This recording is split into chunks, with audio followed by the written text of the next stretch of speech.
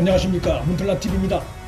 윤 총장이는 정직 2개월에 대한 집행정지 신청 신문이 다가오면서 법원에서 어떤 결정이 내려질지 초미의 관심사입니다. 이 사건을 맡은 홍순욱 부장판사가 정치색을 배제한 채 절차의 정당성과 증거를 중시하는 인물이라는 점에서 윤 총장의 손을 들어줄 가능성이 높게 전망됩니다.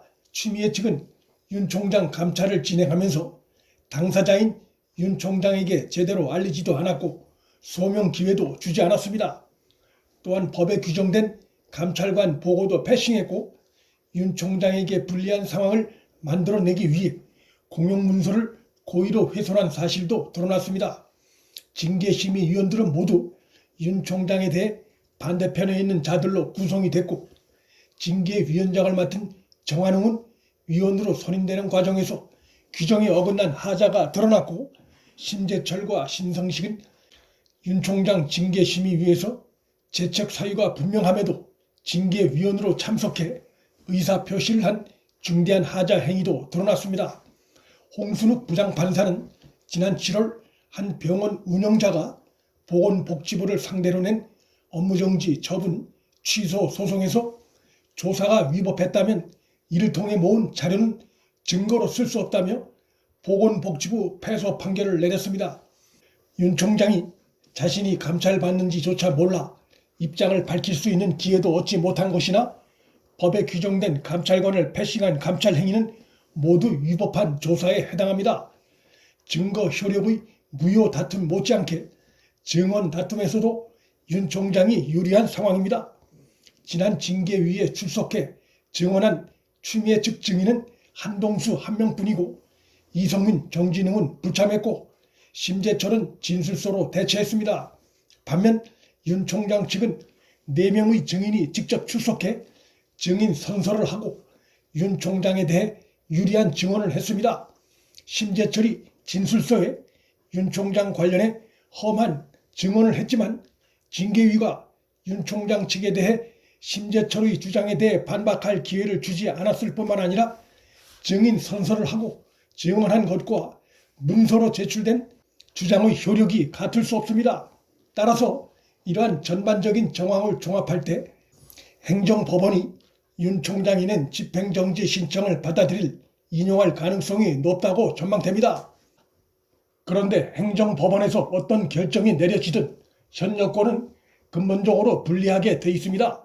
바로 이 점이 현 정권이 법원 결정에 대해 떨고 있는 핵심 이유입니다.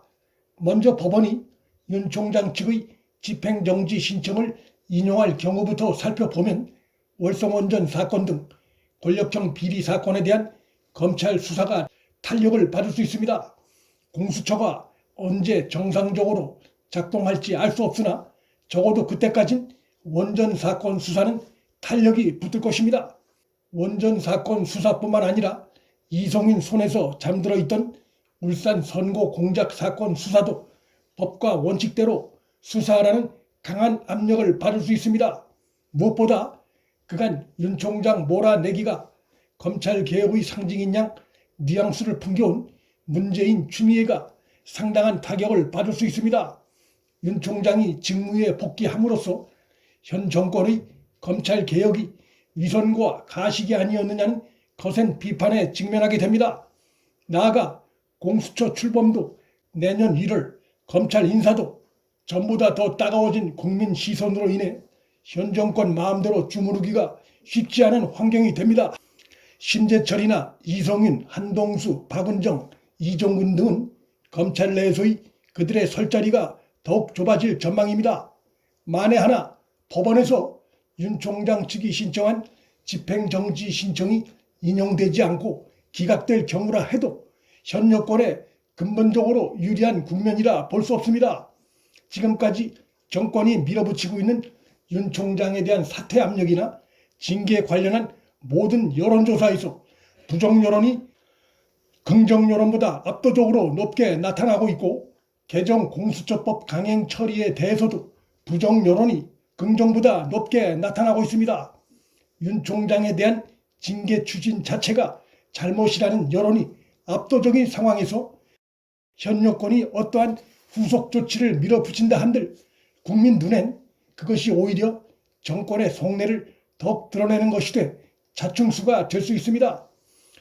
여권은 또 검찰 조직을 다잡으려 시도하겠지만 이미 98%에 달하는 검찰 구성원들이 추미애와 현 정권의 윤 총장에 대한 징계 추진에 반대 입장을 나타낸 상황이어서 한계가 있을 수밖에 없습니다. 몇 남지 않은 친추미애 신정권 라인이라 할 수 있는 심재철이나 이성윤, 한동수, 박은정 등으로 2,000명이 넘는 검찰 조직을 다잡는 것은 불가능합니다. 대검의 조남관 차장과 중앙지검의 부장검사, 부부장검사 등도 현 정권의 부당한 조치에 등을 돌린 상황입니다. 또한 윤 총장의 대선 지지도가 오히려 급등할 가능성이 있습니다. 윤 총장은 지금까지 여론조사에서 20% 안팎의 지지도를 보여왔는데 문재인에 대한 50%가 훨씬 넘는 부정평가와 윤 총장 징계에 반대하는 역시 50%가 넘는 여론조사 등과 비교했을 때 약 30% 가까운 갭이 있다는 점에서 윤 총장에 대한 정직이 만에 하나 확정될 경우 그에 대한 반발이 그 갭을 상당 폭으로 줄이는 쪽으로 작용할 가능성이 있습니다.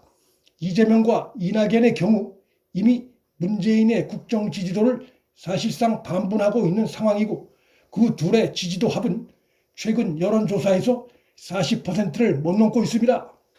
결국 행정법원에선 홍순욱 부장판사가 적법 절차를 강조하고 특정 판사 단체에 가입 경력이 없는 인물이란 점에서 윤 총장의 직무 복귀를 결정하는 사필 규정의 결론을 내릴 것으로 전망되고 무엇보다 현 정권에 대한 국민의 판단과 검찰 조직 구성원들의 판단이 크게 바뀌기 어려운 상황이어서 현 정권은 법원의 결정 이후 상황이 더욱 불안할 수밖에 없는 처지에 몰려 있습니다. 이것은 현 정권이 스스로 자초한 상황입니다. 문틀란TV 여기서 마칩니다. 구독과 좋아요, 방송 공유는 방송 제작에 큰 힘이 됩니다. 시청해 주셔서 감사합니다.